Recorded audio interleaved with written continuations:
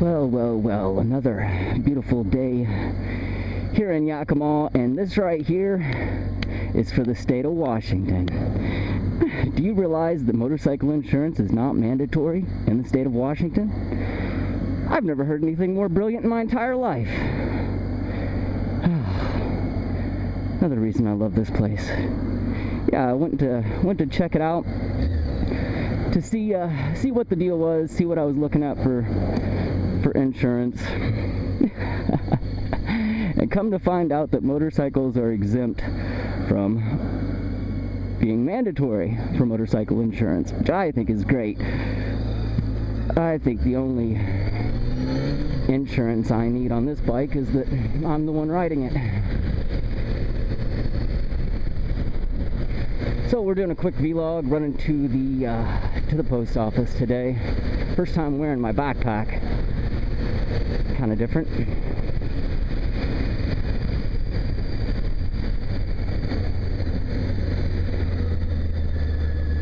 But every so once in a while, you run across something that does make sense. Here you go. If you want to come to Yakima and see what the fairgrounds are doing, there it is.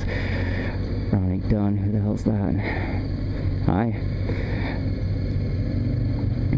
Now, every once in a while you do run across something that makes absolute sense, like not requiring motorcycles in the state of Washington to have insurance. I've heard Ashfoot down in Portland talking about the cost of motorcycles and insurance, things like that. And I know sport bikes can be expensive, especially if you have any marks on your driving record. But no, I think that it's a great idea. And I'll go so far as to say I am also the one person on the road that, or one of the people on the road that, in a worst case scenario, if I were to actually cause any damage to your vehicle, I would pay for it. You know, you wouldn't have to sue me. I would just pay for it. Also, I feel like the chances of that actually occurring are so remote that, you know, insurance is just in case something happens, you know. How long have you been riding with nothing happening? How long have you been paying that insurance? I still believe, with your little Obama sticker, what do you believe? You believe that one sock puppet is different than the other? You believe that the left hand isn't attached to the right hand? What exactly do you believe?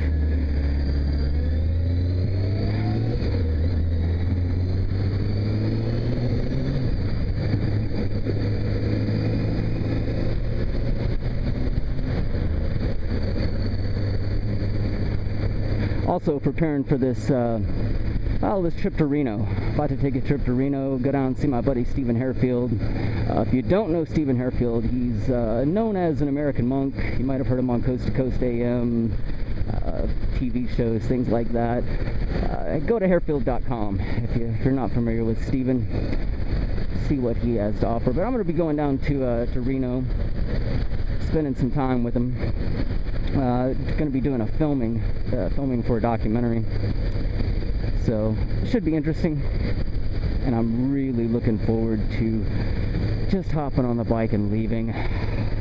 You know, I mean, that's one of the things about motorcycles, or I guess even traveling. People who travel the same way.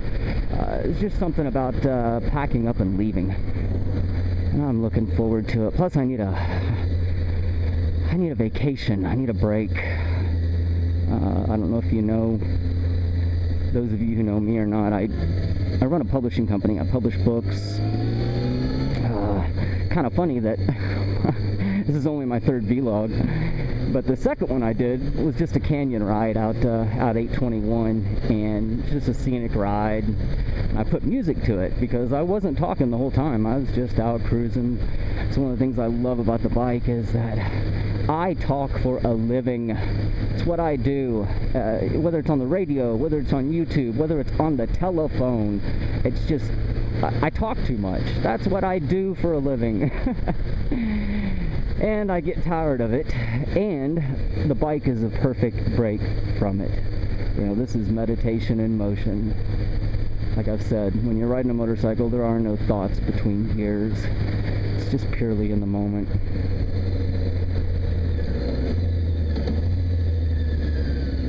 Let's see, did I go? Yeah. I'm just going to the post office up here to drop off this proof copy for one of our latest titles. It's called, actually I'll share this with you, it's called I Love You More Than I Love the Yankees. And you'll really have to see the book. If you go to rev-press.com, it's featured there right now. This is a full color book that is a work of art, a devotional work of art. I don't want to give too much of it away, but if you're interested in it, go to rev-press.com, check it out. I'll even post a link down below. What are you, 5-0? Another thing I want to do is downshift 83. Man, you're too close to me up here. I'm gonna go find you. I'm gonna go find you, man. I love your videos. I love what you do. If you guys aren't familiar with Downshift 83, link down below. Go check him out. Always entertaining, on or off the bike. He's always entertaining. So, I'm not sure where you are up here, Downshift, but can't be too far away. You're in Washington. Alright, here's our post office here, so we're gonna run in, take care of some business, and who knows, maybe we'll go for another little ride before I get back to the screen. Do not enter, but I want to enter. That's what she said.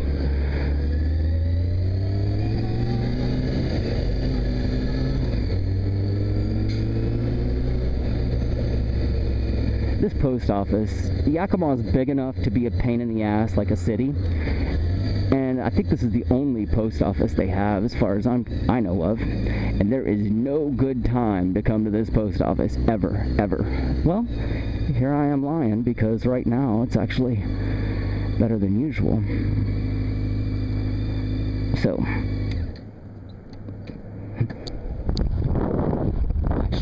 I'm told you're not supposed to film in government buildings.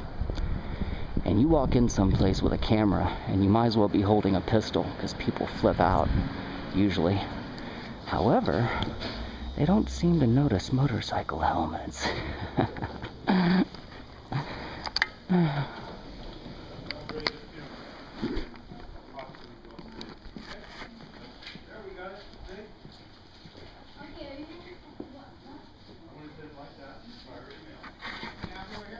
Sure. Just got a present for you. Yeah, good. I always like presents. Hey, it's Christmas. Could be. The weather we have here every day is Christmas. No, is that? Yeah, I don't base everything on weather. Hey. When you ride a motorcycle, you do. Well, that's a possibility. What kind of bike do you ride? A CBR. Sport bike. I could get this backpack off, we'd be alright. Okay. Huh. It is $35.14. $20 in a receipt. There's also one on 3rd Street. Okay. It's over by the Capitol Theater. Right on. Alright. Okay. Have a good day. You too, sir. Thank you much. Drive safe out there. Oh, yeah. Even though you don't need insurance. Common sense is the best insurance.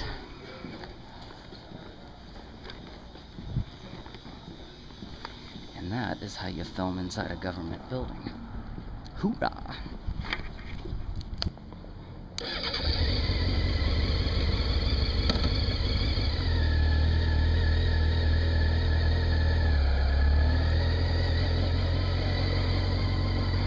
Naughty, naughty four-wheeler. Naughty, naughty.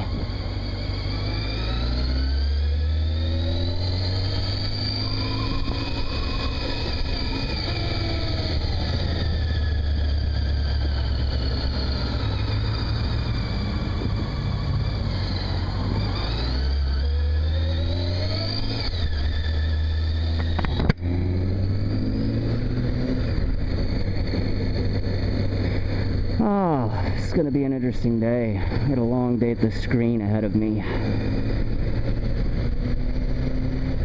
That's another thing I so appreciate about the bike, is that I live my life online, literally on a computer, or computers. And This is the opposite of that. This is the very much needed break. And that's why I look forward to this Reno trip, and possibly Southern California too. Another one of our authors, Paul V. Harris, is in Southern California, and if I'm already down in Reno, I will probably take another week and I'll go down, stay with him for a while. Hey, maybe we'll ride some dirt bikes. Paul's a off-road racer.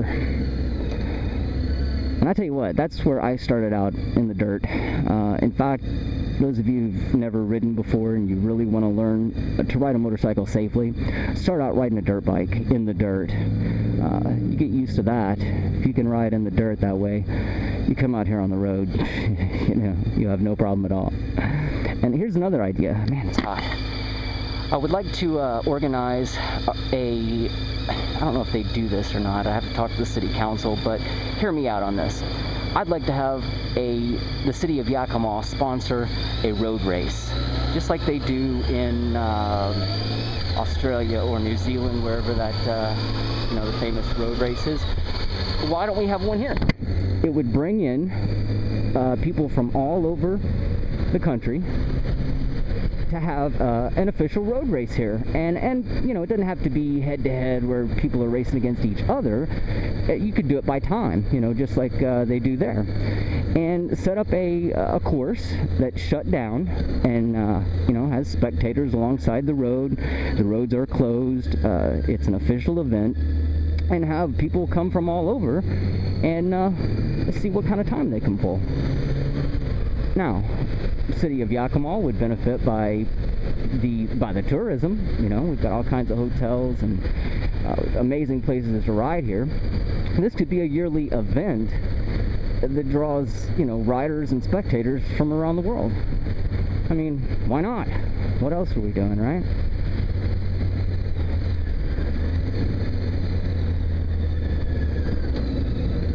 Now, I have no idea who in the hell, hello baby, I have no idea who I would talk to about something like that, who could approve something like that and make it happen. So I'll keep you posted and see what I can find out and come up with. These guys holding the signs, right up here at the corner, there'll be two more. I'd love to know what these guys make. In fact, I've considered doing like an undercover investigation where I would dress up and try to go do what they do. Stand on the corner with a sign, something profound too, you know, not just we'll work for money or need food or whatever. Something really profound that would make people stop and go, what the hell? Oh, hi. And I'd like to see how much money these guys are making on a daily basis. I mean, think about it. You stand down here at this corner where there is 100 cars an hour at least going past you. If only 1% gave you $1, what are these guys making? A couple $100 a day in cash? And they do it religiously. I mean, I've been sitting at the Sonic before. Just pulled in the drive-thru eating, and I've watched them walk up, you know, with their backpacks and their sign and their water, and they're reporting for their job.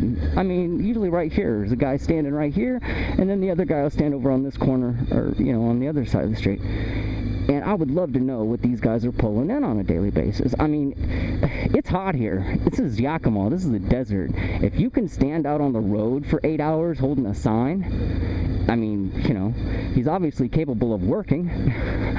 And yet he chooses not to, because my theory is he's making more money standing here doing this than you can get having a job somewhere. Is that a chick? Oh God, it is. Oh God, I love you. I love you. Yeah, I know, I'm talking to myself, people. I'm used to talking to myself. This is just like being on the radio. You could have 1 million people listening to you, but you don't hear any of them. You don't know any of them. You don't get any direct feedback, so essentially, you're just sitting there talking to yourself. God, I should have chased her down. Don't you hate those regrets? I had one of those the other day in the supermarket. I went through, grabbed some stuff, just a couple things, and come on, it's hot. And cute little girl in the same aisle as me. She's in front of me getting her stuff. And see, here's a little trick for you guys. You can always tell if a woman's single by the groceries she's buying, or if she has a family, or so that'll give you a little intel on her right there. But anyway, cute little girl, and she's right in front of me. I also believe everything happens for a reason. So I think there was a reason why we were together there in line at that moment in time. And that's how things work. And if I would have taken, you know, the initiative in the moment, I would have said, hey, how about we just say forget these groceries and let's go out and have something really good to eat. You know, I'm Chad, nice to meet you. What the hell? What's she gonna say? No? Well, you know, what's she gonna say? Screw you, get out of my face, you're ugly? You know, what? What's she gonna say? So, I've made it a point in my life to always take that initiative and step out, because 9 times out of 10, it works out in your favor. But yesterday, it was at Fiesta Foods right here. Yesterday, I didn't take the initiative. I didn't do it. So now I'm regretting it. See, now I'm regretting it because I will never know. Who knows? Maybe she was the one, right? You know. And like a dumb shit, I just walked off. Don't ever do that. Screw it. Life is too short. You never know. And I guess either you grab life by the balls, or it's got you by the balls.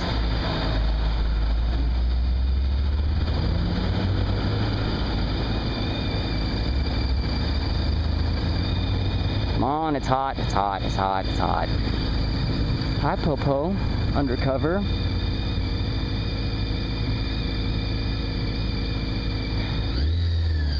That's another thing I think we should have, an event where you have a police chase.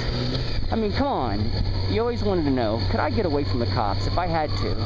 I mean, just based on my riding skills and his driving skills, you know, who would win? No radios, you can't use helicopter, you can't call your little buddies for backup, it's just you and I. You gotta catch me. Go. You know?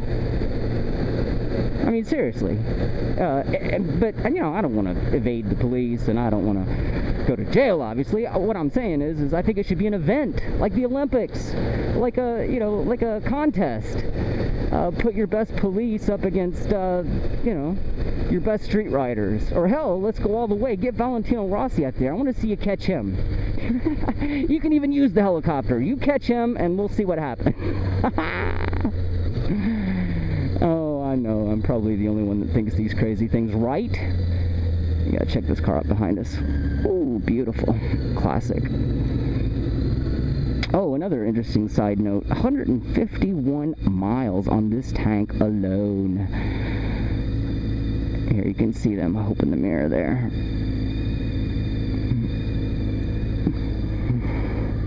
Nice. Oh, 151 miles on this tank. I've just wanted to see how this bike does on fuel mileage, especially when you're not riding it like a sport bike. You know, you're not out really gouging on it. And this tank of fuel, I've been pretty gentle, not as gentle as I could be, but I've been pretty reasonable with it, and it's already up to 151 miles just on this tank of fuel. So I was kind of curious to see what I was going to get. Now, I've already taken it out and ran the shit out of it and realized that, nah, when you ride it like a sport bike, about 100 miles, about 120 miles tops is what what I get out of it. So, again, taking this Reno trip, I'm, you know, I'm going to see what it's going to take. But I tell you what, 151 miles, and this is around town and kind of, you know, running around and all that. Whereas on the highway, you fill this thing up, jump on the highway, and go, boom. You know, you probably get, who knows?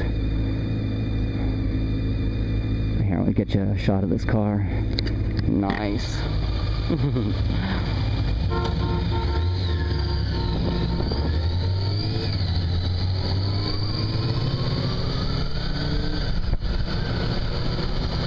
Very nice.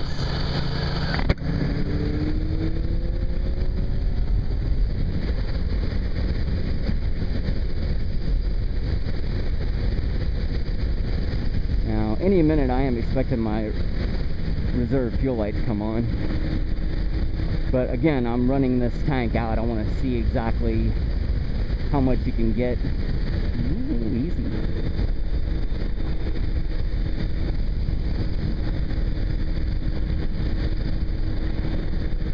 You know, it doesn't matter how fast you're going, people always have to drive faster. You know, and I don't care. I don't care about speed limits. I don't even care about people's safety.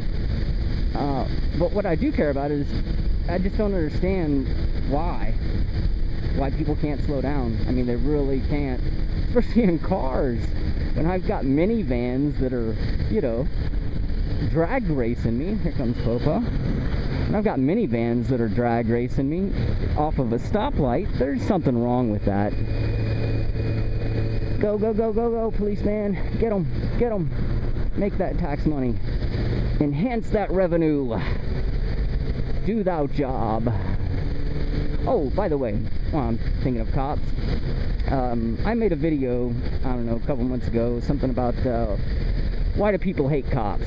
And I had originally did the video on a certain particular video of a cop just being a prick. I mean, that's all there was to it. And anyway, the video got pulled off YouTube for whatever reason.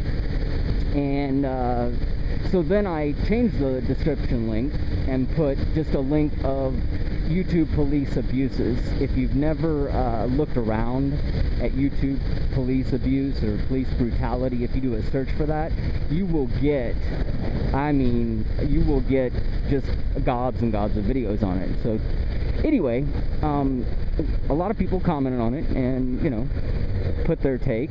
The most interesting one was a police officer, and I don't remember his channel name. Maybe I'll throw a link down below to him. But I really appreciate the dialogue with him. You know, we had some good communication. The funny thing was, is he actually agreed with me in a way that the point I was making, that even if you're one of the good cops out there, it's the son of a bitches like this that I was pointing to in the video that give the rest of you a bad name. And it's why people, and I'm talking about people en masse, are starting to hate cops. They have no respect for you anymore. It's not like the old days where the boys in blue were your friends and they were coming to help you. Now the boys dress in black and they're coming to tase you, or at least to steal your property. But anyway, I was really appreciative of the fact that him and I could have a dialogue and a conversation, because I know it's not every cop. I mean, that's silly, you know, I know that. But here's what I was telling him. You know, it's not even the individual people that I have a problem with. It's the system they protect and serve. The entire system, I'm not a fan of it. I'm not a fan of any of it.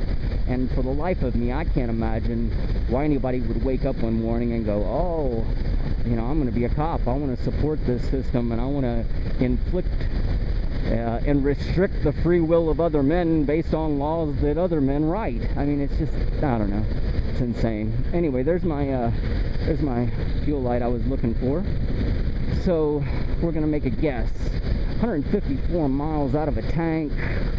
Reserve lights on now, meaning 0.92 of a gallon left. So you could probably get another 30 miles safely. So talking about 175 miles there. That's not bad.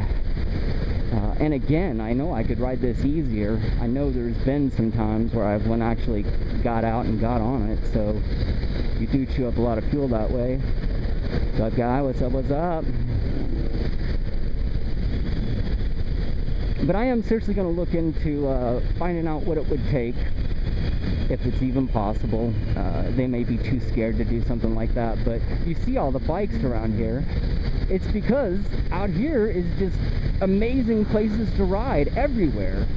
And I've personally made what I call tracks. I've got places I ride, you know, start here, finish there, that sort of thing, that are really amazing road tracks that will test your skill for, you know, cornering, incline, just everything.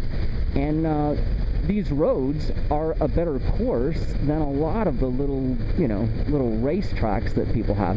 So why not? Why not bring an event like that where motorcyclists from all over the world can come here and have a real road race? Set it up for like the whole weekend, you know, people doing their time trials on these different tracks. I think it'd be a hell of an event, and I know I would not only obviously like to participate in it, but I'd like to film it. Think of all the cool videos. Nice dragging that curb there, buddy. Over the curb, driver. That's not professional. That's not how you do it. You don't ever drag your tires over a curb, especially because some dumbass four-wheeler's in your way. What you do is you put the nose of your Peterbilt up to his hood and you pull the brakes. Eventually, he will understand that he's going to back up so you can make that corner. You don't drag tires over the corner. So I'm going to run over here, grab some gas, maybe grab a bite to eat, and then it's back to work. Guys, thanks for listening. Be safe. Speed safely.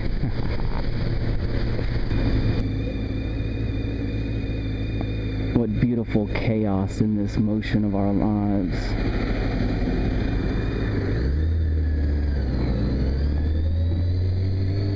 Lost in the continual roaming of unknowing.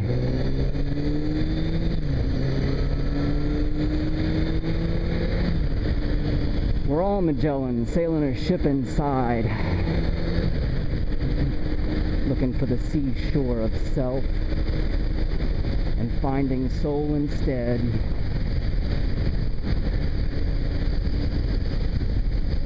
We're irrational geniuses with unreasonable demands that we place on ourselves.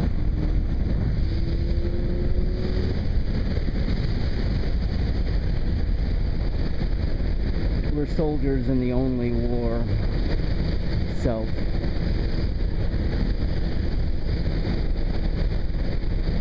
No neon limelight to blind my eyes. I'm sitting in the dirt, building castles out of sand.